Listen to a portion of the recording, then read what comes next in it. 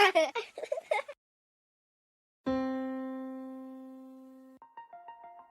हम जो कहानी सुनने जा रहे हैं उसका नाम है जादुई मेंढक और सीता।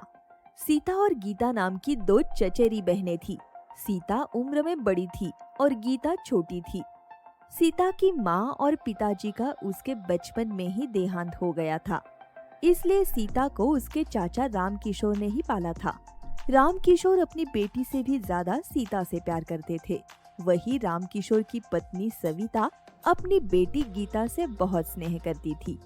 सीता और गीता में जमीन आसमान का फर्क था। गीता दिखने में बहुत सुंदर थी और उसका रंग भी एकदम गोरा था, जबकि सीता का रंग सांवला था। शुरू में तो सीता और गीता में काफी स्नेह था, लेकिन जैसे जैसे समय बीतता गया, गीता को अपनी खूबसूरती पर गुमान होने लगा। अब तो वो सीता के साथ ठीक से बात भी नहीं करती थी। राम किशोर को हमेशा सीता की चिंता रहती थी और वो सोचते थे, गीता का विवाह तो किसी अच्छे घर में हो जाएगा, किंतु सीता का विवाह कैसे होगा। एक शाम सीता अपने कमरे में आईने में खुद को देख रही होती है। तभी गीता उसे देखती है और वो सीता को उसके रंग के बारे में ताना मारती है। आईने में देखते रहने से तेरा रंग गोरा नहीं हो जाएगा। ये सुनकर सीता को बहुत तकलीफ होती है और उसकी आंखों में आंसू आ जाते हैं। सीता के घर के पास में एक बहुत ही सुंदर नदी थी। उसका पानी बहुत साफ था और सफेद भी, इसलिए सब उसे दुधिया नदी बुलाते थे।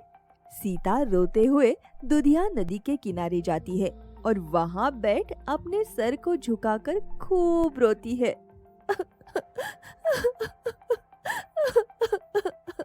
तभी वहाँ से आवाज आती है, कोई है जो मेरी मदद कर सके? सीता इधर उधर देखती है, लेकिन उसे वहाँ कोई भी नहीं दिखता। वो बहुत हैरान होती है। वही आवाज फिर से आती है, कोई है जो मेरी मदद कर सके?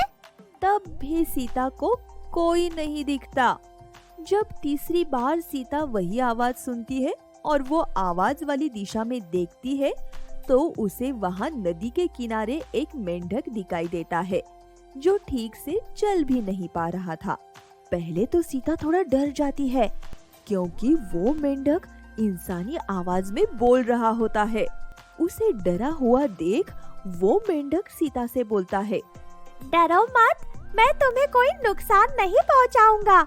मुझे मदद की जरूरत है, क्या तुम मेरी एक मदद करोगी?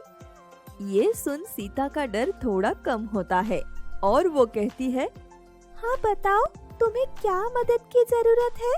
तब मेंढक बोलता है, क्या तुम एक पीपल के पत्ते से नाव बनाकर मुझे उस पर रखकर नदी में डाल दोगी, जिससे मैं धारा के प्रवाह से नदी के उस पार जा सकूं और अपने परिवार से मिल सकूं? सीता कहती है, हाँ, तुम्हारे लिए ये काम तो मैं बिल्कुल कर सकती हूँ।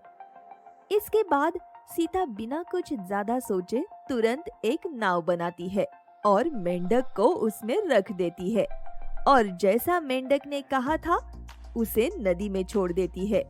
जाते जाते मेंढक सीता को धन्यवाद देता है। ऐसा करने के बाद सीता को भी बहुत अच्छा लगता है और वो घर आकर शांति से सो जाती है। घर में वो इस बात को किसी को नहीं बताती है। अगले दिन गीता को देखने लड़के वाले उसके घर आ रहे थे। वो शहर के बहुत अमीर लोग थे। जैसे ही वो गीता को देखते हैं, तुरंत विवाह के लिए राजी हो जाते हैं। सीता के लिए भी काफी रिश्ते आए, लेकिन उसके सांवले रंग की वजह से उसका रिश्ता कहीं नहीं हो पा रहा था। एक शाम फिर वही बात हुई। अब गीता का विवाह पक्का हो गया था, तो वो सीता को और ज्यादा ताने मारने लगी। एक दिन फिर से गीता ने सीता से कहा, तुम इतनी काले रंग की हो, तुम्हारा विवाह तो कहीं नहीं हो पाएगा।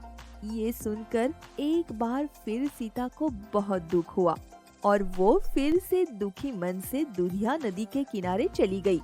वहाँ वो बहुत रोई।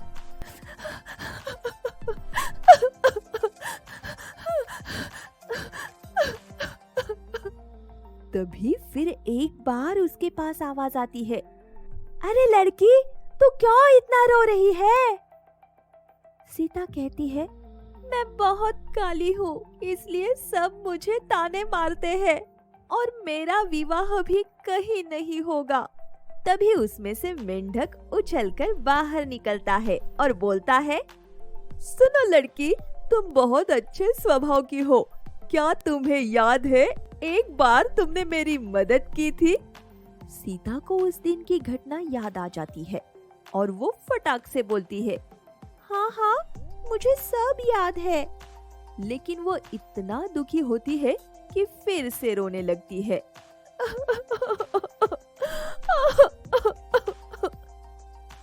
तब मेंढक सीता से बोलता है, ये 2 मोती रख लो, ये दोनों जादुई मोती है।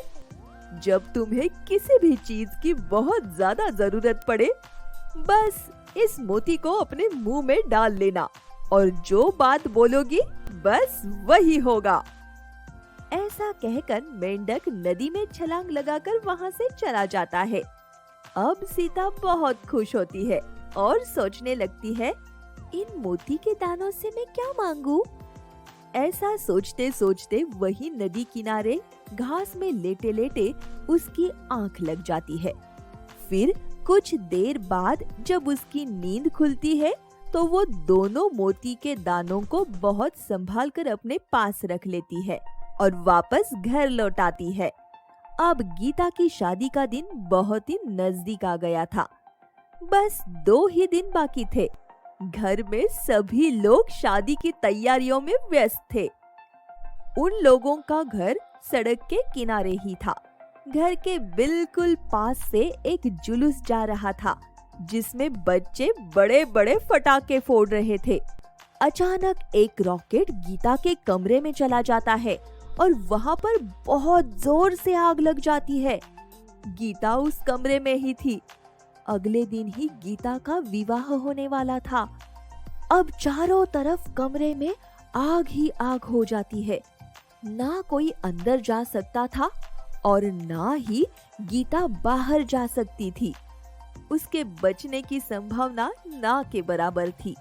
सभी लोग बाहर से जोर जोर चिल्ला रहे थे, अरे गीता, गीता संभालो, बचाओ, कोई तो बचाओ।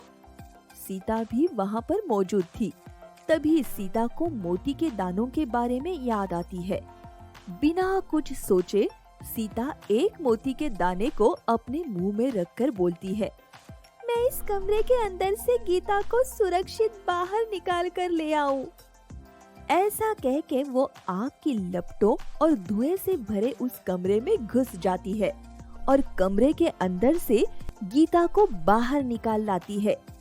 सब बहुत हैरान हो जाते हैं कि ये वही सीता है जिसको हमेशा गीता ताने मारा करती थी। आज उसी सीता ने अपनी जान की परवाह किए बगैर गीता को आग में से निकाला था। अब गीता को अपने किए पर बहुत पछतावा हो रहा था। वो खूब रो रो कर सीता से अपने किए पर माफी मांग रही थी। मुझे माफ कर दो सीता, मुझसे बहुत बड़ी गलती हो गई, मुझे माफ कर दो। अगले दिन जब सुबह गीता सीता के पास जाती है और पूछती है, इतनी आग के बीच में तुमने मुझे कैसे बचाया? तब सीता मेंढक और मोती वाली कहानी गीता को बता देती है। अब तो गीता को और भी ज्यादा पछतावा और रोना आता है। फिर कुछ सोचकर वो सीता से बोलती है, तुम्हारे पास एक और मोती का दाना है ना? सीता कहती है, हाँ। गीता कहती है, तुम मेरा एक कहा मानोगी? तुम उस मोती के दाने को अपने मुंह में रखो और जो मैं बोलूं तुम भी वही बोलना। और फिर गीता बोलती है, बोलो, मैं गीता से भी ज्यादा सुंदर हो जाऊं। सीता ने जैसे ही ये बोला तभी उसका पूरा रूप रंग सब कुछ बदल जाता है। वो एकदम राजकुमारी की तरह दिखने लगती है और अब वो गीता से भी ज्यादा खूबसूरत हो जाती है। इस तरह से सीता और गीता का बहुत अच्छे लड़कों से धूमधाम से विवाह हो जाता है और फिर दोनों बहनें हंसी खुशी अपने अपने ससुराल विदा हो जाती है। इस कहानी से हमें ये शिक्षा मिलती है कि हमें हमेशा दूसरों की इज्जत करनी चाहिए। पता नहीं कब कौन किस रूप में और कहां आपकी मदद करने के लिए आ जाए। तो बच्चों, ऐसी ही मजेदार कहानियाँ सुनने के लिए हमारे चैनल को जरूर सब्सक्राइब करें और हाँ, वीडियो को लाइक करना मत भूले और अपने दोस्तों के साथ भी शेयर करना ना भूले।